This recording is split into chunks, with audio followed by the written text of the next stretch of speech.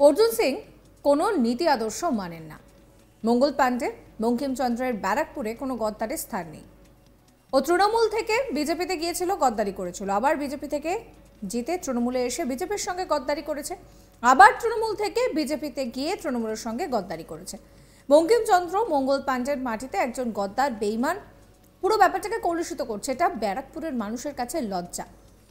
অর্জুন সিংকে রীতিমতন গদ্দার বলে কটাক্ষ করলেন শাসক দলের এক নেতা। তিনি বলছেন যে অর্জুন সিং নাকি তৃণমূল বিজেপি দুই দলের সঙ্গে গদ্দারি করেছেন। কে বলছেন? না বলছেন পার্থ ভৌমিক। ব্যারাকপুর লোকসভা কেন্দ্রে তৃণমূলের প্রার্থী ঘোষণার পর রীতিমতন ক্ষোভ উগড়ে দিয়েছিলেন অর্জুন সিং। এবার 42 আসনের মধ্যে ব্যারাকপুর আসনে তৃণমূল কংগ্রেস টিকিট দিয়েছে পার্থ ভৌমিককে। আর এখানেই প্রশ্ন উঠছে, ব্রিগেডের জনগর্জন সভায় অভিষেক বন্দ্যোপাধ্যায় ব্যারাকপুর লোকসভা কেন্দ্রে পার্থ ভৌমিকের নাম ঘোষণা করতেই রীতিমতো মুখ ছোট হয়ে যায় অর্জুন সিংয়ের। তারপর সাংবাদিক বৈঠক করে প্রকাশ্যে নিজের ক্ষোভের কথা তিনি জানিয়ে দেন। পরবর্তীতে বিজেপি ছেড়ে তৃণমূলে তিনি যোগদান করেছিলেন। তবে সেই সময় তাকে প্রতিশ্রুতি দেওয়া হয়েছিল যে আগামী লোকসভা নির্বাচনে তাকে প্রার্থী করা হবে। সেই জায়গায় দাঁড়িয়ে পার্থ ভৌমিককে লোকসভা কেন্দ্রে প্রতিদ্বন্দ্বিতা করার টিকিট দেওয়াতেই তৃণমূলের শীর্ষ নেতৃত্বের ওপর রীতিমতন প্রতিশ্রুতি ভঙ্গের অভিযোগ আনেন অর্জুন সিং। এরপর গত শুক্রবার দিল্লিতে অর্জুন সিং তিনি কিন্তু আবারও বিজেপিতে ফিরে যান। ব্যবসায়ী সমিতির আবেদনে মঙ্গলবার সন্ধ্যায় টিটাগড় বাজারে সেখানে পৌঁছান পার্থ ভৌমিক এবং ব্যারাকপুরের বিধায়ক রাজ চক্রবর্তী। ব্যারাকপুরে বর্তমান বিজেপি সাংসদ অর্জুন সিংকে একটা গদ্দার বলে আখ্যা দিলেন পার্থ। তিনি বলছেন যে অর্জুন কোনো নীতি মানে না। মঙ্গল পাণ্ডে, ঋষি বঙ্কিমচন্দ্রের ব্যারাকপুরে কোনো গদ্দারের স্থান নেই।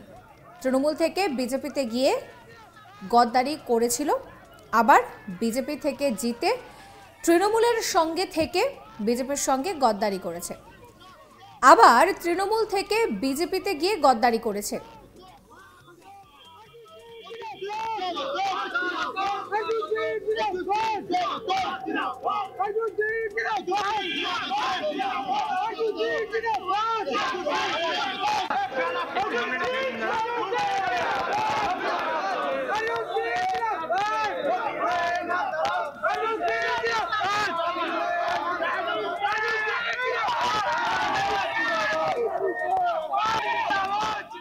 মঙ্গল পাণ্ডের ভূমিতে এমন একজন গদ্দার, বেইমান পুরো বিষয়টাকে কলুষিত করছে। এটা ব্যারাকপুরের মানুষের কাছে লজ্জা।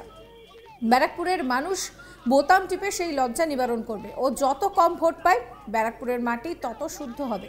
কি বলছেন পার্থ ভৌমিক, শোনাবো। ও তো কোনো নীতি আদর্শ মানে না।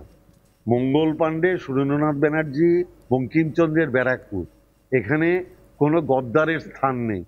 ও তৃণমূল থেকে বিজেপিতে গিয়ে গদ্দারি করেছিল, আবার বিজেপি থেকে জিতে তৃণমূলে এসে বিজেপির সাথে গদ্দারি করেছে, আবার বিজেপি থেকে আবার তৃণমূলের সাথে গদ্দারি করেছে। এটা বঙ্কিমচন্দ্র চট্টোপাধ্যায়, মঙ্গল পাণ্ডে, সুরেন্দ্রনাথ ব্যানার্জি, যাদের স্বাধীনতা সংগ্রামে অগ্রণী ভূমিকা আছে, সেই মাটিকে একজন গদ্দার, বেইমান কলুষিত করছে। এটা ব্যারাকপুরের মানুষের লজ্জা, এবং ব্যারাকপুরের মানুষের সেই লজ্জা মানুষ নিবারণ করবে ভোট বাক্সে ওই বোতাম টিপে, যাতে ও যত কম ভোট পায় তত ব্যারাকপুরের মাটি শুদ্ধ হবে। একই সঙ্গে তিনি জমি জায়গা সংক্রান্ত অভিযোগ প্রসঙ্গে বলেন যে তার বিরুদ্ধে যদি কোনো কিছু দেখাতে পারে তিনি পদত্যাগ করবেন। আসলে উনি যা, আমাকেও তাই ভাবে। কি বলছেন, শোনাবো। আবার যদি এটা আপনাদের দেখাতে পারে পার্থ ভৌমিক তার মালিক, আমি বলছি আমি তৎক্ষণাৎ পদত্যাগ করব। আসলে উনি নিজে যা, উনি আমাকে সেভাবে ভাবতে চান। আমার বন্ধু তো সবসময় আমার ভালো চান। আমার নিজের একটা গাড়িও নেই। ওর কথা অনুযায়ী এসব যদি আমার হতো তাহলে আমার কি আনন্দ হতো। তাহলে উনি তাহলে আচ্ছা, ওনার কাছে আছে, আপনাদের দেখাচ্ছেন না কেন? যেটা দলে ছিল বলে ফাইল খুলতে পারিনি। এখন তো ফাইল খুলতে পারে। এখন হলুদ ফাইল বলেছে, এবারও ফাইল খুলবে। আরে ভাই, এখনই তো আপনাদের দেখাতে পারে যে এই হচ্ছে পার্থ ভৌমিকের মালিক। এটা দেখাতে কি এমন অসুবিধা? পার্থ ভৌমিক নামটা তো থাকবে যে এটার মালিক পার্থ ভৌমিক। আপনার ও বলে যাচ্ছে ও জমি কিনেছে, এটার এমএলএ, এই এলাকার এমএলএ পার্থ ভৌমিক, তাহলে ওই জমির সাথে পার্থ ভৌমিকের সম্পর্ক আছে। তাহলে নৈহাটিতে 5 লক্ষ মানুষ জমি কিনেছে। সব জমি কে কেনে না কেনে, এটা যারা জমির দালাল আর যারা রেজিস্ট্রি অফিসে চাকরি করে, বিএলআরও চাকরি করে, তারা জানে। আমি জানি ও বিএলআরও রেজিস্ট্রি অফিসে চাকরি করে না। তাহলে কি ও জমির দালাল? এইসব খোঁজ রাখে। আমি বিজেপিতে যোগদান করার পর অর্জুন সিং কি জানিয়েছিলেন শোনাবো। ব্যারাকপুর বিজেপিকে জেতাবার জন্য যা করতে হবে করব। ব্যারাকপুরের মানুষকে নিয়ে যে লড়াই দেওয়ার, যেভাবে 19-এ লড়াই দিয়ে ব্যারাকপুরকে বিজেপির হাতে তুলে দেওয়া হয়েছিল, মোদিজি হাত শক্ত করা হয়েছিল, এবারও 24-এ ব্যারাকপুরকে জিতিয়ে আমরা মোদিজি হাত শক্ত করব। আপনি ব্যারাকপুরে দাঁড়াচ্ছেন? হ্যাঁ, সেটা তো পার্টি ঠিক করে 2-1 দিনের মধ্যে ঘোষণা হয়ে যাবে, তখন আপনারা জানতে পারবেন যে দাঁড়াবে। আমরা হলো ভারতীয় জনতা পার্টিতে আবার আমি জয়েন করেছি। আমি সে যে লড়াই 19-এ দেওয়া হয়েছিল সেই লড়াইয়ের জন্য আমরা সবাই প্রস্তুত আছি। কথা হয়েছে দলের সঙ্গে?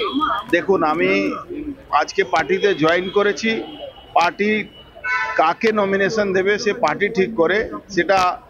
এটা তো কোনো পার্সোনাল প্রাইভেট লিমিটেড কোম্পানি নেই। এখানে একটা যৌথ সমীক্ষার পরে সমস্ত নমিনেশন দেওয়া হয়। তার জন্যে অপেক্ষা করুন, হয়তো 2-1 দিনের মধ্যেই ঘোষণাটা হয়ে যাবে। সব জায়গায় বন্ধু, সব জায়গায় বলছে আপনাকে বন্ধু, কি বলবেন? পার্থভৌমিক বন্ধু ছিল, আছে, তার প্রমাণ আপনি দেখেছিলেন। 2019-এ নৈহাটিতেও জিতেছিলাম। এবারও আমার বন্ধু আছে, এবারও নৈহাটিতে ভারতীয় জনতা পার্টিকে জেতানো হবে।